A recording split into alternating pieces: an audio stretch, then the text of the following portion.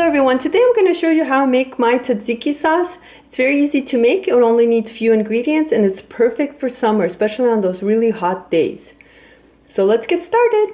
To make tzatziki I'm using 4 mini cucumbers. You can use 1 large cucumber. I peeled mine but I left some of the skin on.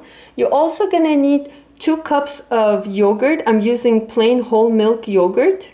You can substitute your yogurt if you want to. You're also going to need 1 teaspoon of finely chopped garlic, half a teaspoon of salt, 1 teaspoon of dried mint, and 1 teaspoon of dry basil. If you don't have basil, it's okay.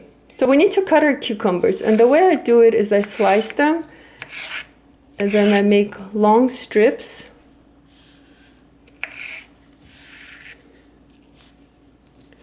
And same to this one, it doesn't have to be perfect. And then you just cut them into cubes.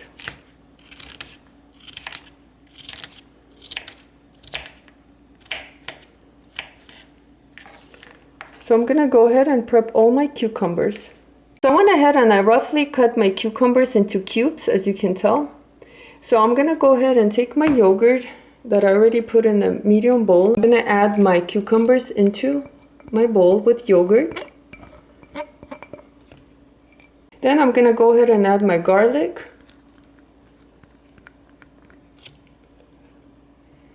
And dry ingredients. So I have my teaspoon of basil, teaspoon of mint, and half a teaspoon of salt. You can also add black pepper if you'd like.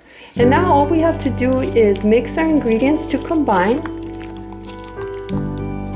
So I'm just gonna mix them. Once your ingredients are all combined and mixed, you can eat it or you can chill it in the refrigerator.